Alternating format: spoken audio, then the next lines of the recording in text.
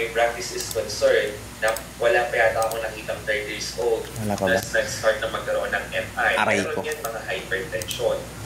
Pero the title itself is myocardial infarction. So convince me. If we're going to stick with the age group, go ahead. Okay. With that question, sir, we're actually considering both.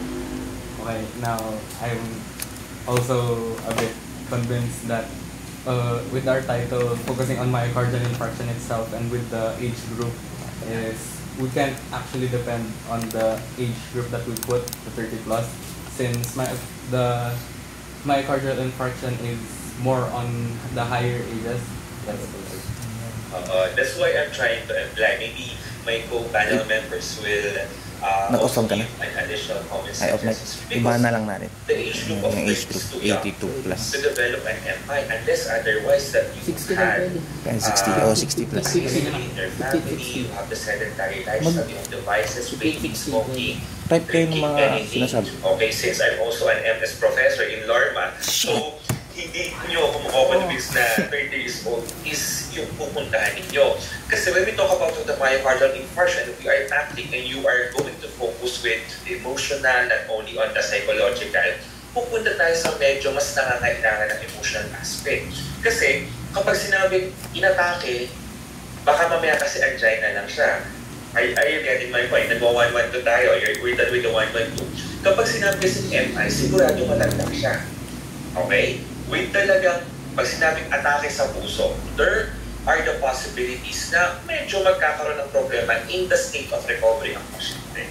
So, yun lang muna for now, Ma'am Jesusa, and we can go back with the next. And I will let my other co-panel members to ask questions. Thank you very much. Thank you po Dr. Marcelo for that. Actually, all the statements and prayers of Natanong niya na ata Sir Marcelo or Natanong niya na ata Dr. Marcelo. Guys, sir, dyan ako. Sir, okay. Kasi first time ko po kayong ma-meet. In person, narinig ko na yung first time ko kayong makita. Kayo talaga si Sir Billy. Halatang taga Manila eh. Yes, I do agree. Okay, kasi upon reading your manuscripts, okay, I manuscript guys, I'm a researcher, so I also pointed out, okay, so what are your bases, okay, why you choose those population of yours, and why Catbanin and Sevilla, so is there really a statistics already na mataas ang incidence rate of 30-year-old with an MI in that area? So, yun yung mga questions ko din right here. So, they say, in your study, so what will be really, are you going to focus on, is it in the experiences or on the psychological and emotional? Ano ba ang paniniwala? Psychological and emotional. Psychological. Doon sa study ninyo. So, yun yung ano ko lang. So, most of are already asked by Dr. Marcelo. So, you have answered it already. So, you come up already with the, ano na rin, the idea kung ano ba yung gusto nyo i-study. But more so, you have to, what really you want to come up or come out with this study of yours, researchers. So, yun. So, yun lang po, Doc. Dr. Marcelo, siguro yung surat will be hindi, like sa paper lang. Ano lang natin kung ano yung talagang focus. Okay, so good evening. Okay, good evening, Doc Billy. Also, it's my first time to meet you. Online pa? Good evening po, ma'am. Okay, so I would like also to congratulate all the researchers. Ang gagaling pa rin magsalita pag online. Okay, parang may ano na yun, pagbabago sa inyo. Okay, kasi I've handled them also, Doc Billy, sa kanilang maternal when they were second year. Okay, so as I sabi ko, broken heart. Broken hearted kaya ang mga researchers. Then as I continue reading your title, I. Okay? And then as I continue reading also your BOS, wow, ang haba. Okay, it's too lengthy. Pero what I found is that this talks more about the different factors, okay, the emotional factor, the psychological factor, the different gaps na hindi ko nakita. How about their experience in recovering from MI? Parang hindi ko nakita ito sa kanilang BOS po, Doc. BOS ano? And then,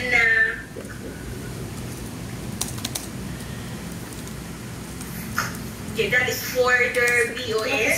Parang miss natin. Pagkatapos pa tayo ng 15 minutes. And then, may I suggest na in their BOS doc, yung kanilang first paragraph, kumbaga, this is derived from a literature. Kasi usually what we are suggesting is yung first paragraph should be coming from them. It should be their own words. And then itong ginamit nyo na ito, this can be your second paragraph. Okay, parang ganon. Okay?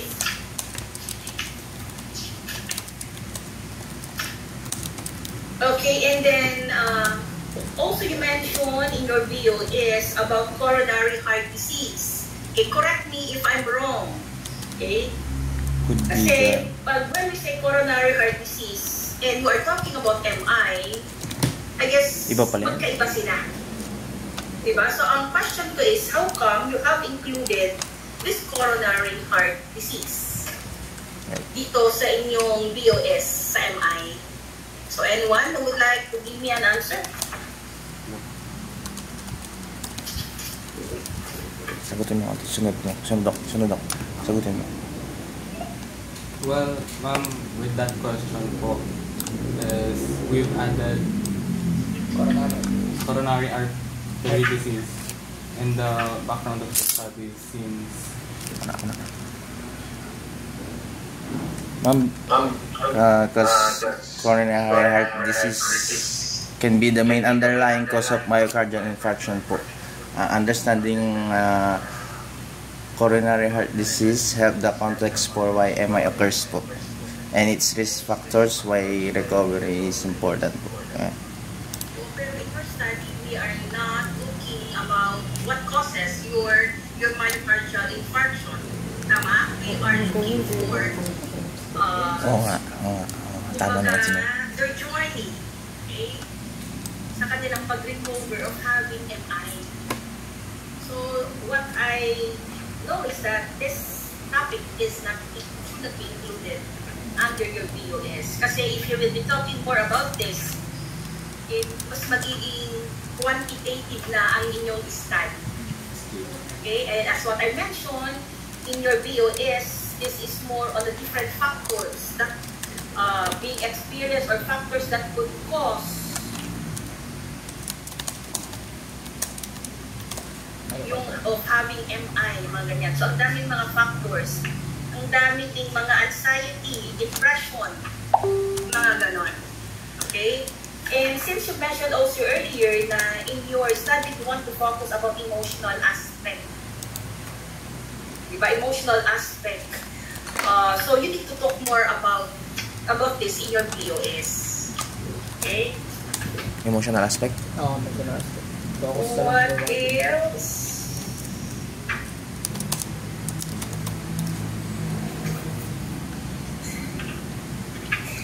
And then you mentioned, punta na rin ako doon sa may population local. Kasi you've chosen Katbangin and Sevilla, and we all know that this is, these barangays are, kumbaga, mataas ang population. Okay? Highly populated, and then majority of them are unemployed. Okay? Tama? Okay. So, pag dadaan ka sa kanila, ano makikita mo as what you mentioned, nag-cigarette, nag-smoke, okay? Nagtutoma, mga ganun ang mga usual na activities nila doon. So, no wonder bakit, di ba, nagkaroon sila ng mga ganito. And then, same yung sa sinabi nga nila, okay, so yung age nila is 30 and above. So, sabi nga nito, ang bata nila of having MI sa age na 30. Pero, this could also be good kasi nga, we all know na yung mga clients having this MI, yung mga mas matanda na. So, mas maganda din na you try to discover or to conduct a study yung mga mas bata. Okay? Pero again, paano na sila nag-recover? Okay, of having MI. Okay, so that's all for now, Doc Billy.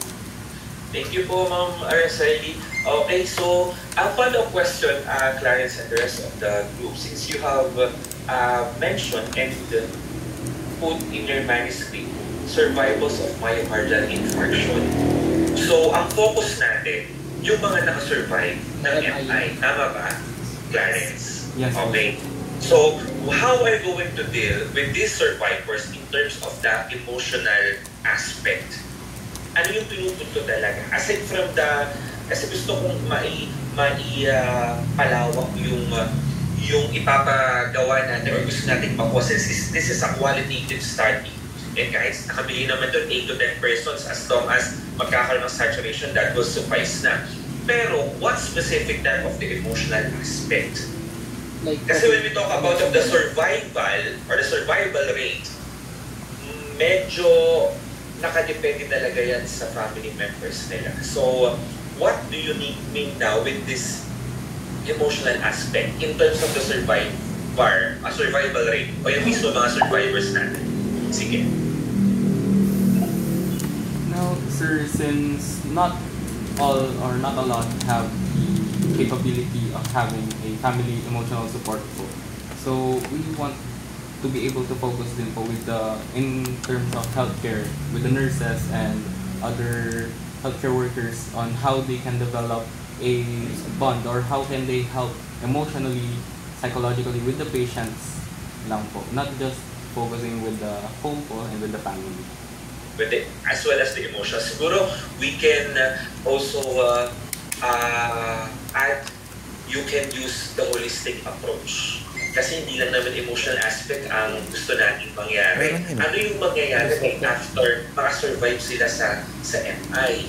Okay? Hindi lang naman emotional. Kailangan natin ng matinding gamutan, matinding pag-change ng lifestyle. And sabi nga ni Ma'am Araceli kanina, kung ito ay overcrowded at not hindi mga nakapag-aral or hindi nagtatrabaho, how can they sustain their survivability? So we can set siguro the holistic approach. Kasi kapag sinabing emotional lang tayo, paano kung wala talagang pambili ng gamot? Yung percent nag-post-MI, sigurado atakihin yan. So we can also include the content, the physical attributes ng pamilya, sino kasama, para malaman talaga natin. Kasi kapag ang isang taong nasa survival stage na nagkaroon ng MI, nag-iisip yan kung saan manggagaling ang pambili ng gamot. Sabi nga ni Ma'am Araceli, they were unemployed. So pumapasok, nakakadagdag siya sa problema. So we can consider this one. How can they cope up? Para sinabi nyo, broken-hearted na sila. Not only on the physical na nagkaroon ng problema yung puso, pero on the top of that, iniisip niya kung paano nila masustain ang pangangailangan. Okay? Sige. So, just lang din, try to consider lang din yung age group. Kasi nga, you have mentioned and used the term survivors. So, tingnan nyo muna, wala namang problema sa akin if they're already existing. What I'm trying to imply, this is a good study. Kasi you can present this one sa barangay. You can present this one sa municipality na eto na po yung status ng mga MI patients natin na nangangailangan po ng support coming from the City Health Office o kung sino mang LGU or non-government agency kasi we are going to present the reality na nangyayari. So, kailangan makuha ano yung talagang status na nangyayari. Yes. Kaya, pag lumabas to at napatunayan na nagsimula sila sa bisyo na 30 years old, lulong ako sa sa alak, lulong ako sa bisyo, sa yosipong, sa vaping. On the latter part, lalabas yan when you're going to conduct the interview. And then, dyan papasok yung paggawa ng programs. Doon pa tayo, pagpunta natin ng summary panis recognition. So this is a good study. Kasi we want to present the reality. Ano na ang nangyayari talaga? Since wala pa naman akong gaanong background and I'm not living in La Union. So this is the best time. Since sabi niya ni Ma'am Araceli na overpopulated, siguro ito yung typical na papareho dito sa Manila na talagang congested, and then mga underemployed, mahirap talaga. Okay? So, we are hoping with the rest of my co-panel members na ma-achieve at makuha yung dapat para sa makikasal dito. Kasi this is a good study. And of course, this is an eye-opener to the sa nasasakupan ng music. Okay? That would be all po, Ma'am Susan. Thank you po. Thank you po to. Truly maganda yung study ninyo, the researchers. So, you could include in your, especially doon pa lang sa background of studies ninyo, masyado kasing marami kayong nilagay dito, okay, that we discuss all about myocardial. So, if you will be focusing, sabi nga ni Dr. Marcelo, okay, in the emotional, so capture the holistic, okay, aspect of this so that you could include in the experiences, okay, yung challenges nila, and how this patient cope, ano ba yung kanila, yung coping na ginagamit nila to survive in this, okay, condition. So, also, ano ba yung natin dito? So, just give emphasis on those, no? So, you have to give your related studies with the touches, the experiences, right? Tapos the challenges and the coping. So yun yung mga makikita nyo dapat dito. So that give emphasis on the experience on the patients. You could include kung meron ding mga studies that is particularly the same age, dun sa population na binigay ninyo, 30 years old. Are there also, okay, in some other, some other countries, or meron din bang the incidence rate of this 30 years old is malaki? Kasi, pero yung kuya pa naman kasi hindi siya MI, 25 years old siya, diagnosed na siya ng hypertension naman. So, 25 years old, pero hindi naman siya MI. So, sabi ninyo kanina na ngayon, mataas na, or parang it's just a, parang, your observation. Tito ko nga, 49. Uy, namatay. Kasi hindi na-survive, sayang. Kaya nagkarami at the age of 30 years old na nagkakaroon ng MI. Okay? So, siguro, if you will focus on that, you have to give, okay, a data that states na marami nga at that age is marami. Kailangan natin talaga siya si Icho, pre. Yun na lang ang kulang natin talaga. Yes, it's true. Shane, ano mo na yung doktor? Yung tito mo ba yan? Para yun ang magpapatunay na kaya natin to. Readers, pagbabasahin nila, kaya pala marami ang MI doon kasi yun talaga nung talagang situation ng location of that area, Sibilia and Tatbangin, no? So, I think pala ang situation in that area, that's why kaya nung pala karami yung nagkakaroon ng MI. Okay, so,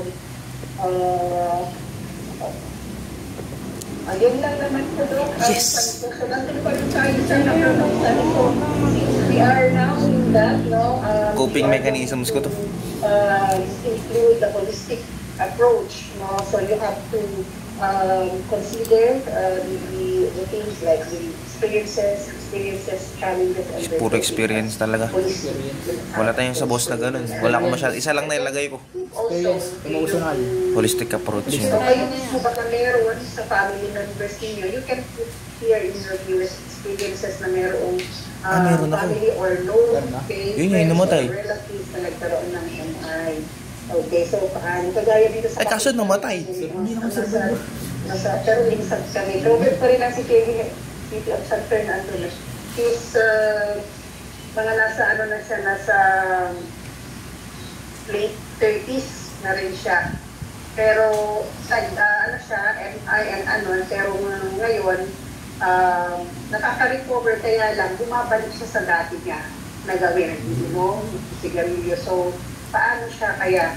So, yung ano ba yung meron sa kanya at bakit despite of nangyari sa kanya yun, is still continuing kung ano yung vices niya or yung lifestyle niya before. So, yun yung ano.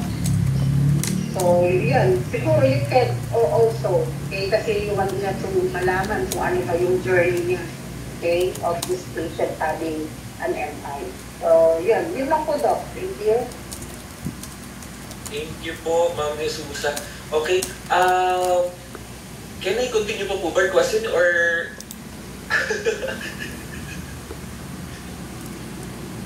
Clarence, I would like to clarify lang din since nandito na tayo sa binabasa ko na rin kasi once the interview guidance have been approved, okay, so potential participants will be identified with the help of referrals from healthcare facilities. So are you going to focus on the City Health Office?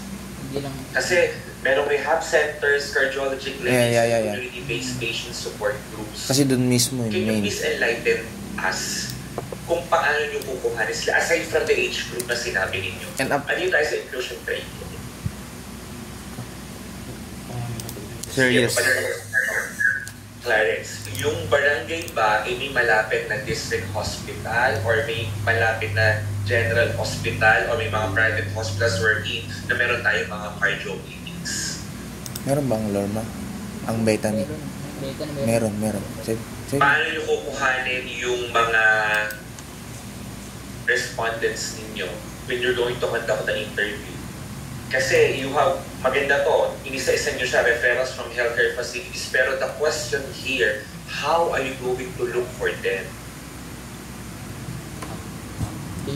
Medyo challenging to kasi kung City Health Office, may data or wala, pwede naman mag-interview. Pero you have mentioned rehab centers, cardiology clinics. We'll focus on the issue and coordinating with the barangays. Barangay Health Center. Barangay Health Center. Sir, with that question po, since we've asked the City Health Office, we think that the City Health Office is already connected with the barangays where they have the data on with who are those participants or possible participants that we can interview, and that is where we will enter and ask for permission properly for us to be able to gather them and choose them for our interview. Okay, sige. So, rehab centers, cardiology clinics, do you think lahat ba dumaan sa mga ganun? Or maybe you can just focus on the City Health Office na lang, yung mga nasa data nila? Pwede. Please consider one. Kasi kung ang isang nakatira sa barangay na i-interview ninyo nagpa-check up yan sa isang kilalang hospital din malapit sa inyo, definitely walang record dyan ang City Health Office. Kasi ang City Health Office, usually, yan yung unang takbuhan. Ito yung mga nasa, for sure nasa station pa naman yun.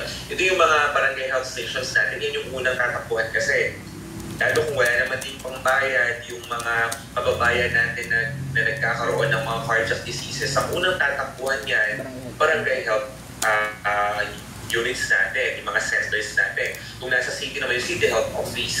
So, kung makagkakaroon kayo ng 8 to 10 from the City Health Office, that will be okay na. Kasi iyan talaga ang magpapatunay, na sa katulad nga sinabi ninyo, na itong populasyon, I mean, the population of the patients who are diagnosed of having an MI is talagang mataas sa kanila. Kasi kung if you're going to include the rehab centers, do you have rehab centers near the barangay? Wala.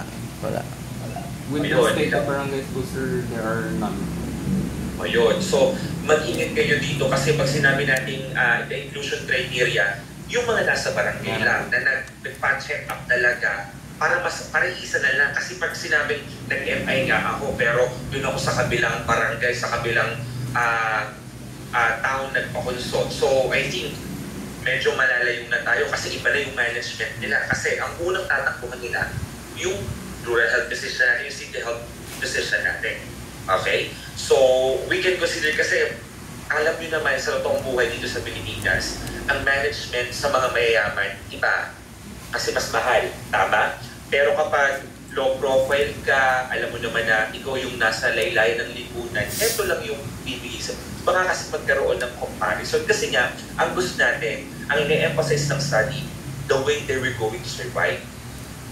Ang mayayaman, kaya kumuha niya ng mga PP, kung talagang nagkaroon ng problema, kung talagang nag-stroke pa, nag-stroke, kaya doon na lang nagtatatalo, sa focus lang. Yung focus dito lang. sa medyo nasa level lang ng community. So, try to emphasize, give an emphasis with that suggestion. Mahirap na Okay, ito.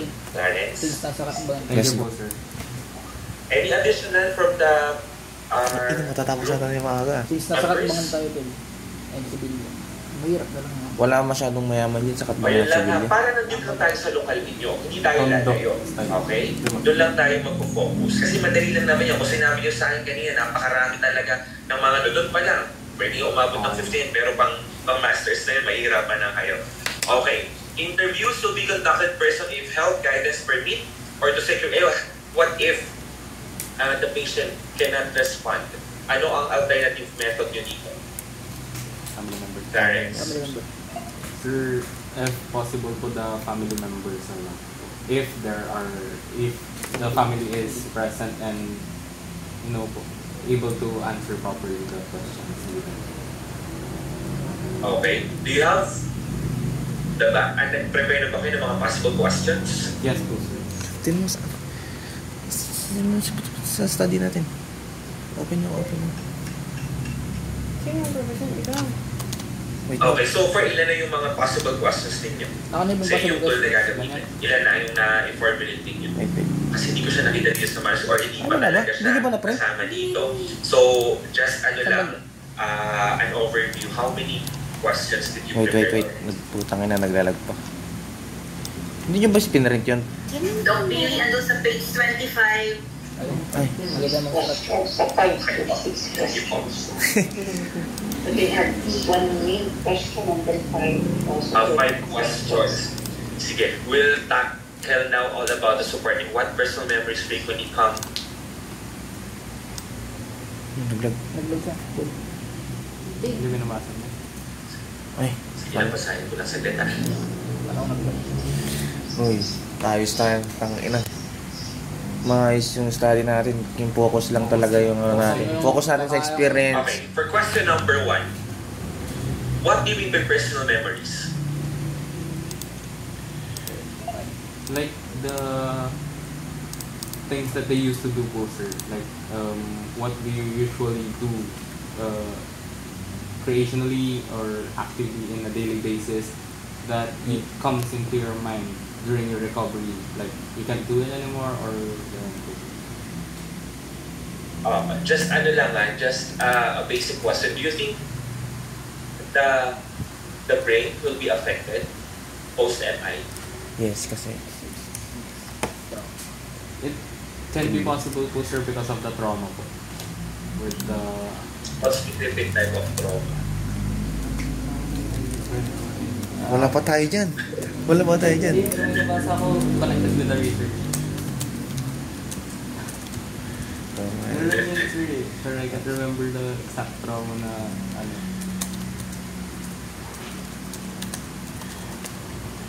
Okay, sige. Balikan natin. It's fine, Clarence. How about number 2? You feel most emotionally connected.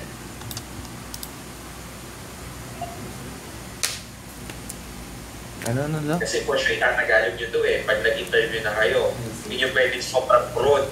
Kasi tandaan ninyo, sabi nga ni Ma'am Araceli kanina, unemployed. So kapag sinabi natin unemployed, medyo hindi nakatapos ng pag-aaral. Kasi hindi tayo pwedeng gumamit ng malalalim na terminologies for this. So kailangan straight to the point at talagang parang lumalabas lang siya na yes or no pero i-expound nila. Okay? So kung ako ang lay person na nasa barangay at ako ay post-MI, paano mo i-explain sa akin yung most emotionally connected? I'm just testing you kasi itatagalize nito sigurado mo. Ano daw? Kung saan yung pinaka-mas connected sa patient. Sige, Clarence. Ako na ganito. Ikaw na si. Sandra, so yun. Sir Sunday po. Yun lang po. Okay lang po. Go na sir. Sir, since the second question po is about the individuals po na most connected po sa kanya, possible po na the person who is caring the patient po, and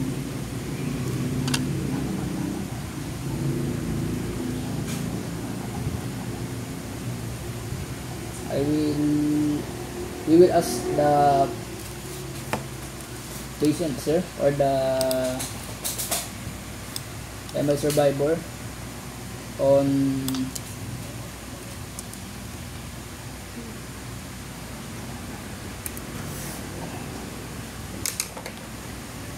Sir, I think what my co-researcher is trying to say is, if you are the respondent that we are going to ask, and yun nga, you're in the state where like hindi nakatapos and mahirap makaintindi ng mga ganitong questions, I would tell you like, sino like sa buhay mo ang tingin mong mas connected ka, kanino mo mas nakukwento ang mga nararamdaman mo, ganun po. And I'm sure na that would help them understand na who they are specifically most emotionally connected to. Yung trusted po nila. Okay, sige. So, ang maisasuggest ko lang, simplihan yung mga tanong. Pero dapat hindi siya mawawala sa connection natin sa inaay ninyo for the study. Okay? So, yun lang. There's no such problem naman with the way you compose the questions, the 5 questions. Pero, you need to prepare as early as now. As I mentioned, so though matagal pa naman yan, pero kailangan makapag-practice na kayo on how you're going to translate it into simpler form. Okay, yun lang naman. Kasi pag tinanong nyo yan, dapat may impact, dapat confident kayo para, yung simpleng tanong na kayang sagutin agad-agad ng mga pasyente. Okay? Kasi mag-iingat kayo, so this is recorded, this is a qualitative study. Kasi the more na medyo paikot-ikot yung tanong, medyo mahirapan kayo sa pagkuha ng mga themes na possible themes ninyo. So, the simpler the better. Yun lang naman usually ang secret kapag nasa quad. Go ahead, Larry. Sir, especially the chosen population and the place is here in La Union po. Most of them are in Ilocano. So like, and some of us here in our group are good in speaking Ilocano naman po. So I guess by what you're trying to say is, kaya naman po namin na mas mapadali siyang mag-empathize sa patient and to avoid any misunderstanding toward the patient to simplify it. Okay, sige. Okay. Okay na po, Ma'am Susan. Thank you, Larry. Thank you po, Doc. For Nagsusulat ako. guys, questions. So actually, what we usually do kasi is for you to have first your main question, your one general question. So doon, from out of that one general question, you will have to give your follow-up question according to the answer or the response of your patient para makukonvey natin yung gusto natin makalabas na data. So, for example, itong alamin niya, medyo can you describe your experience of recovering after your myocardial infarction? O paano natin may ano yung particularly in relation to any procedure? Masyadong mahaba yung ano na natin, the general question. So, you have to make a general question that will magbibigay muna siya ng statement niya on the experiences of relating to your title, experiences in his recovery or her recovery, no? So, experience of recovery. So, can you describe the experiences during recovery from MI? So, out from that one general statement or question, then, kung ano yung isasagot ng pasyente ninyo, doon kayo magpo-formulate ng another follow-up question. So itong mga supporting question niyo, it's okay that meron kayong nakahanda. Okay, like, kasi you will not be feeding kasi yung sagot sa pasyente hindi.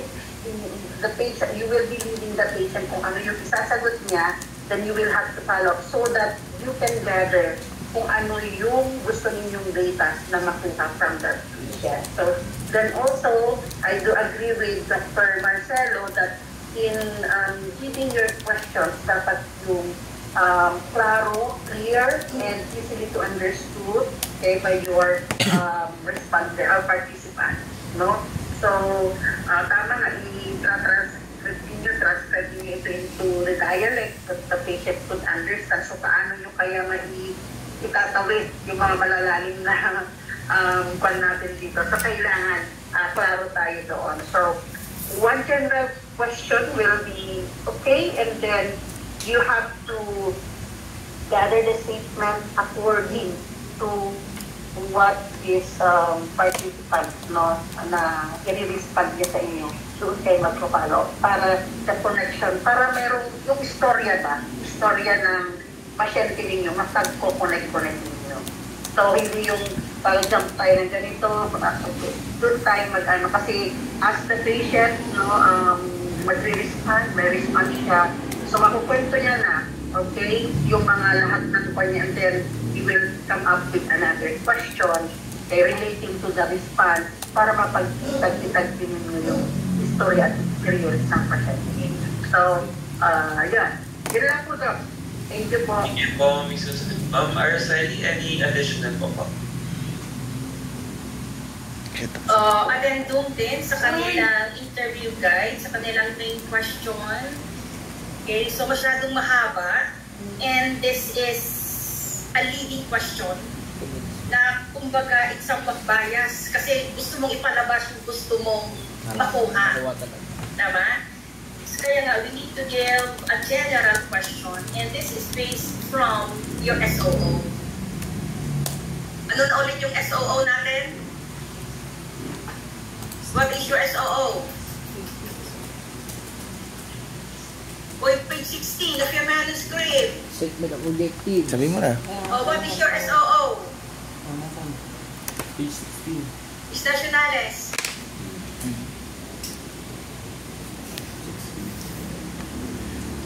Saan na si Miss Nacionales? Ambot. Naka-close yung one mo. Study aims to explore how personal memories is personal. Ako na? Hello po, ma'am. Ikaw na sumagot, Sandre. Ma'am, this is study aims and explores how personal memories and emotional attachments influence the recovery of myocardial infarction po in patients in loneliness, aiming to inform more holistic and compassionate post-MI care. Okay, that's your SOO. Pero if you're going to check, sabi ko nga, parang you are already imposing about their personal and emotional attachment. Diba? I guess in constructing your SOO, it should also be based, go back again to your title. Ano yung title natin? Di ba haba-haba na ganyan din, pero ang panyulang dito is study aims to explore. Pero sinabi ko din dito, okay, to explore the patient's recovery experience after MI. So from there, gamitin nyo yan sa my main question. So can you describe your experience in recovering from MI? So parang ganon. Okay, huwag tayong maglagay ng Can you describe? particularly in relation to personal memories and emotional attachment. So parang fino-force mo na yung participant na magbigay something about personal memories and emotional Experiences. Diba? Your question should be general. So, kung ano yung sasabi ng pasyente, yun doon mo na ipapasok kung meron siyang nasabi about personal memories, doon ka na papasok. Pero wag doon sa pinaka-main na question mo. Okay? So, pag may sinabi about emotional attachment, follow-up question doon sa may emotional attachment. Ganon din. Okay? So, pag ganito, hindi pwede bias. Okay, so it's good na you have prepared 5, pero ulit, it should be aligned sa answers ng pasyente. Okay, hindi dapat mo itanong kung wala siyang sinabi related to that. Okay? So yan lang po, Doc Billy, regarding the SOO and the interview guide. Sasabihin ko sample lang yun. Ay, before that, kasi nasabi pala kanina na yung mga pasyente, Pero mahaba kasi. kasi you are asking them kung kanino nila makukuha yung data. Diba? So, they've answered that they will be getting it from CHO. Okay, so I guess in your page 20, na naidagdag nyo din sa data gathering procedure, Aray ko. okay, sa may last paragraph, yung nakalagay kasi dito, ito yung nabasa siguro ni Doc Bailey, na potential participants will be identified with the help of referral from healthcare facilities, Ay, rehab, nasabi na naman centers, yan. cardiology clinics. So I guess you need to edit. Okay, better ilagay nyo na lang from CHO. Yun na po ako Kasi sabi. it Nalagay ko na. will be Focus only on the CHO data, not all patients go with private hospital or cardiology kasi clinic or nakalagay dito rehabilitation sa mga center. inclusion criteria ninyo on page 18. Okay, number 2, inclusion criteria is currently in the recovery phase either at home. So sinabi nyo, andun sa bahay yung pasyente. So ibig sabihin, doon kayo pupunta sa kanila. Okay, so you're just going to get the names of those survivors from CHO, and then you need to go Barangay. okay, to their house or to their home. Barangay. Kayo yun. Kukuha lang kayo ng pangalan, puntahan nyo sila sa bahay. Okay? Yun naman talaga gagawin natin eh. And then, Mali lang siguro may pagkalagay question ko din sa kanina kanila. si Doc B, o paano pag hindi sila makasagot? Diba, Doc, sinabi mo yan kanina? That is part of their exclusion criteria na if they are not part if they are cognitively impaired. Okay? So, mga ganon.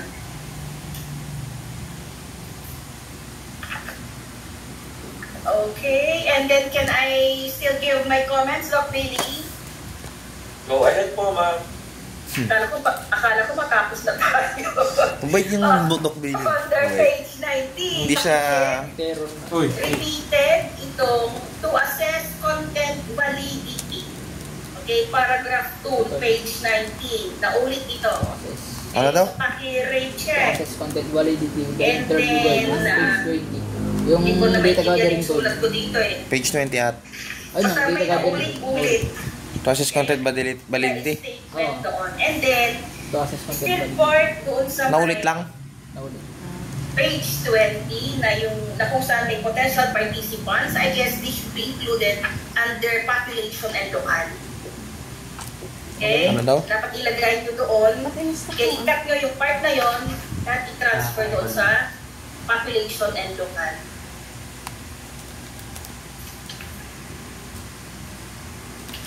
Ano yung population nila ita-transfer?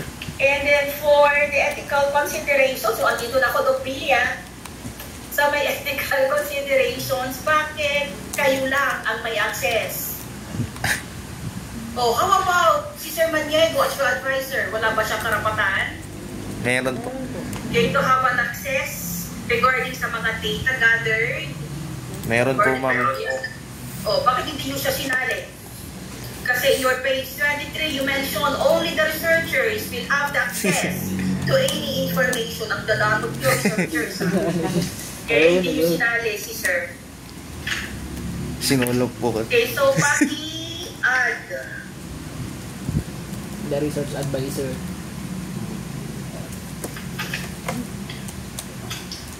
The researchers, the research advisor Pero and the hinahanap researchers. ko kung saan. Ano yung sabi niya ita-transfer? Store the data. Wait lang. Yung mga napalit yung data, paano siya i-store?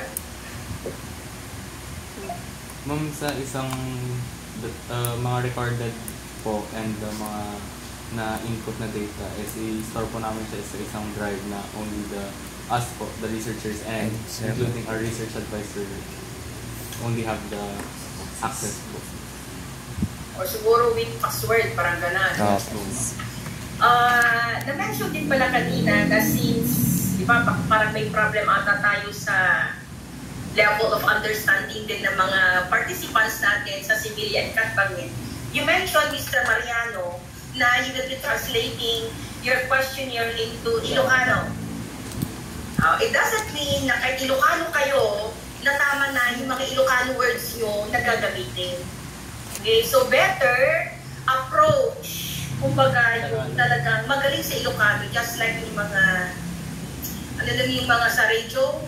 Bombo radyo. Anong tawag? Yung sa bombo radyo.